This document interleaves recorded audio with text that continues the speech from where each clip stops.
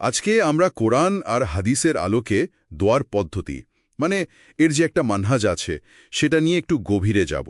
এটা তো আসলে শুধু চাওয়া নয়, তাই না? এটা তো একটা ইবাদত। একদম ঠিক। এটা গভীর একটা ইবাদত। আমাদের কাছে সোর্স হিসাবে কোরআনের আয়াত আছে, যেমন ধরুন সূরা মুমিনের ৬০ নম্বর আয়াত। আর হাদিস তো আছেই।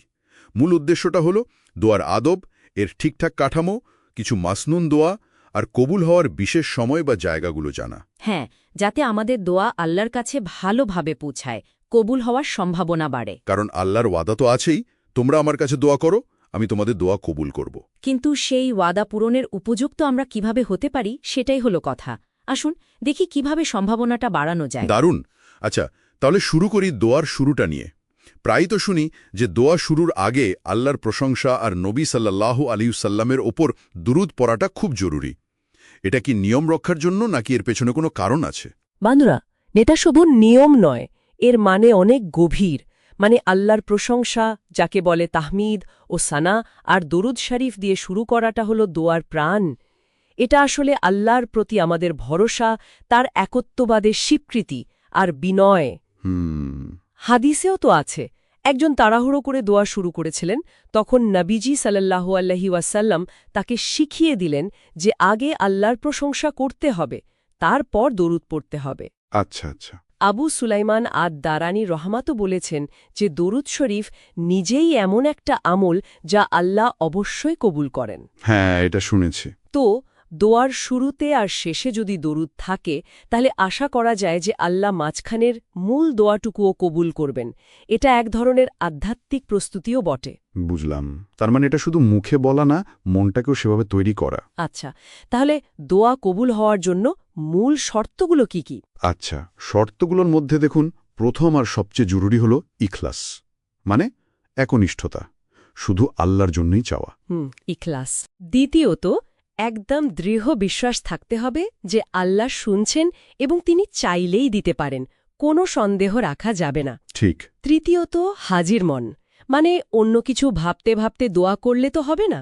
হাদিসেই আছে, গাফেল বা উদাসীন অন্তরের দোয়া কবুল হয় না। আর ওই যে ফলাফলের জন্য তাড়াহুড়ো না করা। হ্যাঁ, এটাও খুব গুরুত্বপূর্ণ। চাওয়াটা আমাদের কাজ, কিন্তু কখন দেবেন, কিভাবে দেবেন, বা আদৌ সেটা দেবেন কিনা, নাকি তার চেয়ে ভালো কিছু দেবেন, সেটা আল্লাহ ইখতিয়ার। অস্থির হওয়া যাবে না। আচ্ছা, এবার যদি কিছু গুরুত্বপূর্ণ মাসনুন দোয়ার দিকে যাই, মানে নবীজি সাল্লাল্লাহু আলাইহি সাল্লাম শিখিয়েছেন এমন দোয়া। হ্যাঁ, মাসনুন দোয়া তো অনেক আছে। এর মধ্যে সবচেয়ে পরিচিত আর ব্যাপক অর্থবোধক হল সূরা বাকারার ২ নম্বর আয়াতটা, রব্বানা আতিনা ফিদ দুনিয়া। ঠিক, রব্বানা আতিনা ফিদ দুনিয়া হাসানা ওয়াফিল আখিরাতি হাসানা ওয়াকিনা আযাবান নার। দেখুন, দুনিয়ার কল্যাণ, আখিরাতের কল্যাণ, আবার জাহান্নামের আগুন থেকেও মুক্তি, সব চাওয়া হয়ে গেল। সত্যিই তো, এটা তো তাওয়াফের সময়ও অনেকে পড়েন। হ্যাঁ, এর গুরুত্ব অনেক। আরেকটা খুব জরুরি দোয়া আছে যেটা আমরা নামাজের শেষে পড়ি, মানে শেষ বৈঠকে। কোনটা? ওই যে কবরের আযাব থেকে পানা চাওয়ার। হ্যাঁ। আল্লাহুম্মা ইন্নী আউযু বিকা মিন আযাবিল কবরি ওয়া মিন আযাবি জাহান্নাম ওয়া মিন ফিতনাতিল মাহইয়া ওয়াল মামাত ওয়া মিন শাররি ফিতনাতিল মাসীহিদ দাজ্জাল। কবরের শাস্তি, জাহান্নামের আগুন, জীবন মৃত্যুর ফিতনা আর দাজ্জালের ফিতনা থেকে আশ্রয় চাওয়া খুবই গুরুত্বপূর্ণ।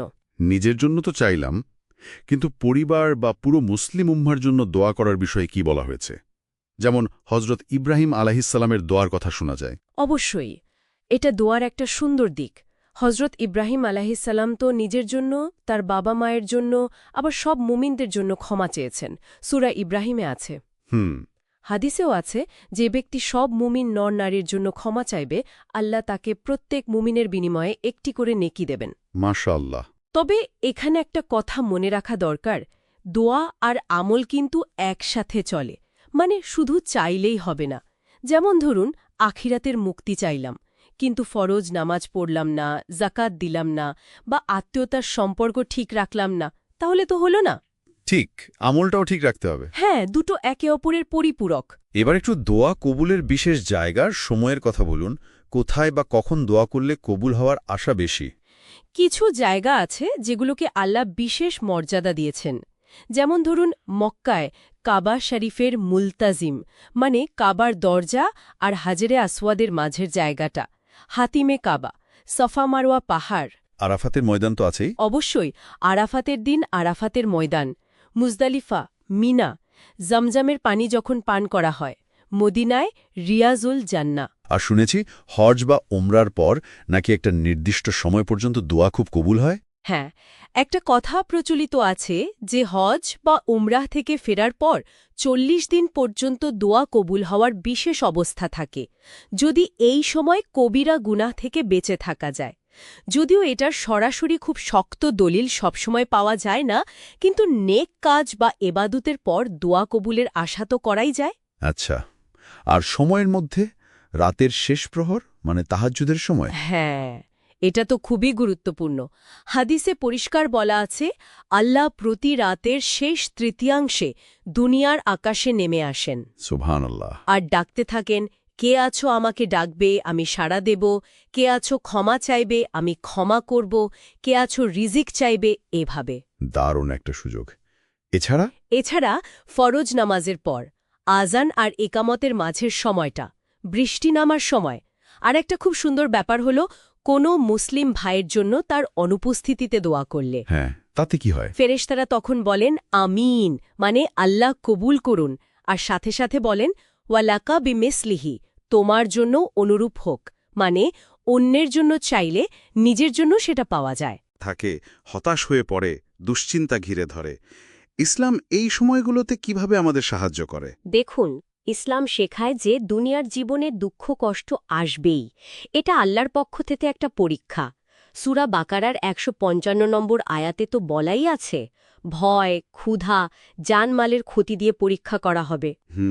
এর মাধ্যমে আল্লাহ বান্দার গুনাহ মাফ করেন, তার মর্যাদা বাড়িয়ে দেন, অথবা হয়তো তাকে এর চেয়েও বড় কোনো বিপদ থেকে রক্ষা করেন।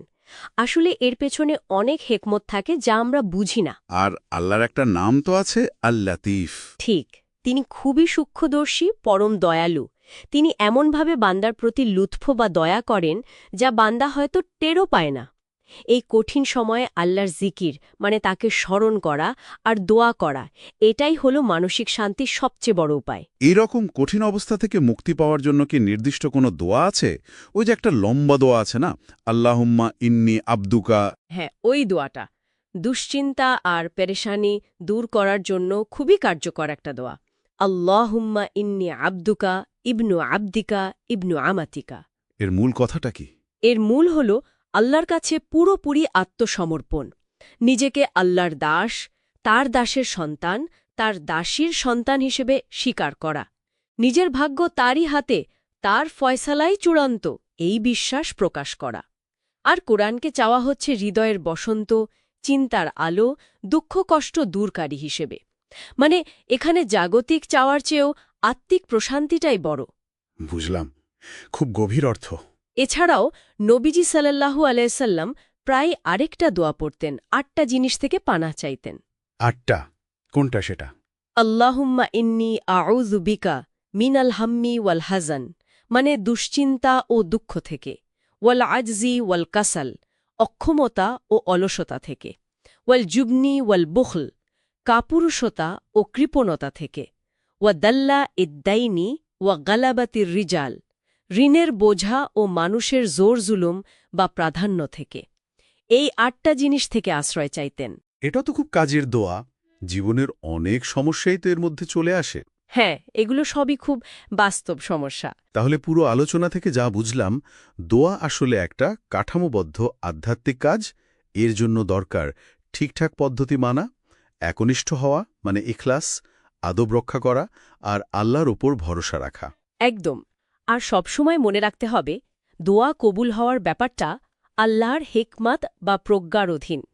হাদিসেই তো আছে, আল্লাহ বান্দার দোয়ার জবাবে ৩টার একটা কিছু করেন, হয় যা চেয়েছে ঠিক সেটাই দেন, আচ্ছা, অথবা ওই দোয়ার উসিলায় তার ওপর থেকে সমপরিমাণ কোনো বিপদ দূর করে দেন। এটাও তো একটা বড় পাওয়া। অবশ্যই।